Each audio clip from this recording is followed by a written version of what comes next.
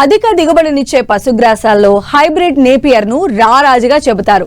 గత 2 దశాబ్దాలుగా జరుగుతున్న పరిశోధనల్లో నేపియర్లో ఎన్నో రకాలను అభివృద్ధి చేశారు.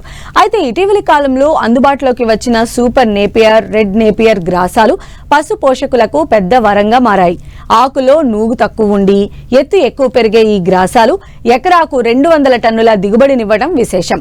దీంతో రైతుకు తక్కువ విస్తీర్ణంలో ఎక్కువ గ్రాసం ఉత్పత్తి చేసే అవకాశం లభించింది. పశువుల్లో పాల దిగుబడి పెరిగి రైతులు మంచి ఫలితాలు సాధిస్తున్నారు.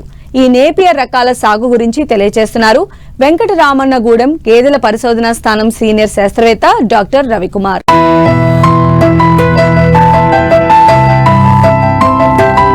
తెలుగు రాష్ట్రాల్లో అమిత ఆదరణ పొందుతున్న పశుగ్రాసాలు హైబ్రిడ్ నేపియర్ గ్రాసాలు.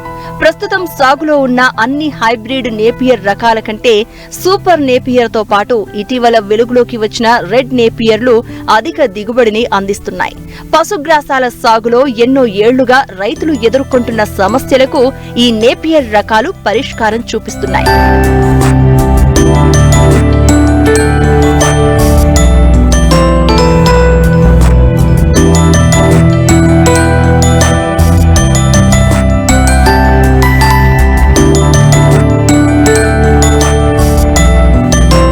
ముఖ్యంగా రెడ్ నేపియర్ రకం కాండం లావుగా మెత్తగా ఉండి ఆకు మెత్తగా ఉండడం, గడ్డిలో మాంసకృతులు అధికంగా ఉండడం, ఎత్తు 12 అడుగుల వరకు పెరగడం ఈ రకం విశిష్ట లక్షణాలు. మరిన్ని విశేషాలు వెంకటరామన్నగూడెం గేదెల పరిశోధనా స్థానం సీనియర్ శాస్త్రవేత్త డాక్టర్ రవికుమార్ ద్వారా తెలుసుకుందాం. మేలైన పశుగ్రాస వెరైటీ అది రెడ్ నేపియర్. అది హైబ్రిడ్ నేపియర్లోనే ఒక రకం. ఇది బహువార్షిక పశుగ్రాసం.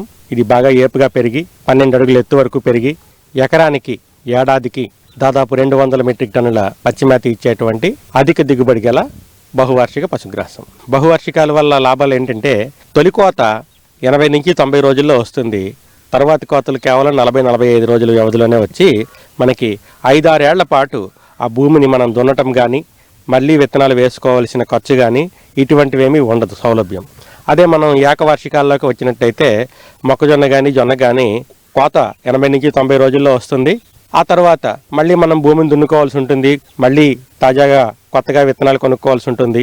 దీనివల్ల ఒక ఏడాది కాలంలో భూమి నుంచి వచ్చేటువంటి మనకి పశుగ్రాస ఉత్పత్తి అనేది ఏకవార్షికాల్లో తక్కువగా ఉంటుంది, బహువార్షికాల్లో ఎక్కువ, సగటున పెట్టుబడి తక్కువ. అంటే 1 టన్ను పచ్చిమేతకి ఏకవార్షికాల్లో పెట్టుబడితో పోలిస్తే బహువార్షికాల్లో పెట్టుబడి దాదాపుగా 60% మాత్రమే ఉంటుంది. అంటే 40% పెట్టుబడి అనేది మనకి రైతుకి ఆదా అవుతుంది. ఇప్పుడు మనం మన దగ్గర ఉన్నటువంటి ఈ రెడ్ నేపియర్లో ఉన్న విశేషం ఏంటంటే సాధారణంగా మనకి మిగతా హైబ్రిడ్ నేపియర్ జాతులన్నీ కూడా ఆకుపచ్చగా ఉంటాయి.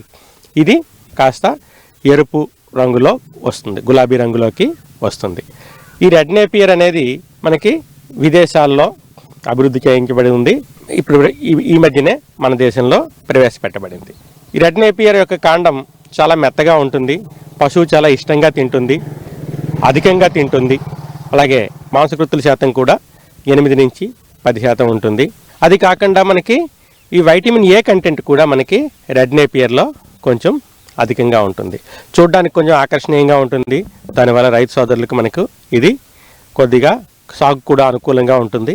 ఈ జిల్లాలో విస్తారంగా పండుతోంది. విత్తనంగా కాండం యొక్క కణుపు మొక్కలు తీసుకుంటాం. ఎకరానికి 10,000 కణుపు మొక్కలు, అంటే మనం మొక్కకి మధ్యలో 50 సెంటీమీటర్లు లేదా 1.5 అడుగు కంటే కొద్దిగా ఎక్కువగా మనం అంటే మీటర్కి 2 వచ్చేలాగా మనం నాటుకుంటాం. అలాగే వరుసల మధ్యలో కూడా మీటరు అంతరం చేసినట్టయితే మనకి ఎకరానికి 10,000 కాండపు మొక్కలు అనేవి వస్తాయి. ఇవి నాటిన తర్వాత నీటి వసతి పెట్టి కలుపు నివారణ చేసుకున్నట్లయితే తొలి కోత మనకి 80 నుంచి 90 రోజుల్లో వస్తుంది. ఆ తర్వాత మనం కోతకి మధ్యలో పశువుల ఎరువుని అదేవిధంగా మోతాదు ప్రకారం యూరియాని మనం వేసుకున్నట్లయితే మరలా మనకి కేవలం 40-45 రోజుల్లోనే మనకి పశుగ్రాసం 2వ కోతకు వచ్చేస్తుంది.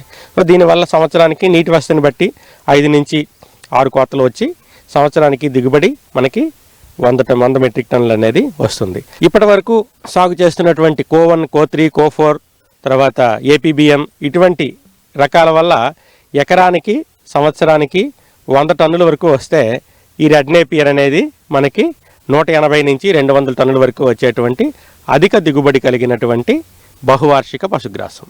ఇది ప్రస్తుతం సాగు తక్కువగా ఉన్నప్పటికీ కూడా మనం ప్రోత్సహిస్తున్న కొద్దీ దీని సాగు పెంచుకుంటే మనకి 1 ఎకరంలో మేపుకోగలిగే పశువుల సంఖ్య పెరుగుతుంది. అదేవిధంగా మన పశువులకి మనం కేటాయించవలసిన పశుగ్రాస సాగు భూమి విస్తీర్ణం తగ్గుతుంది.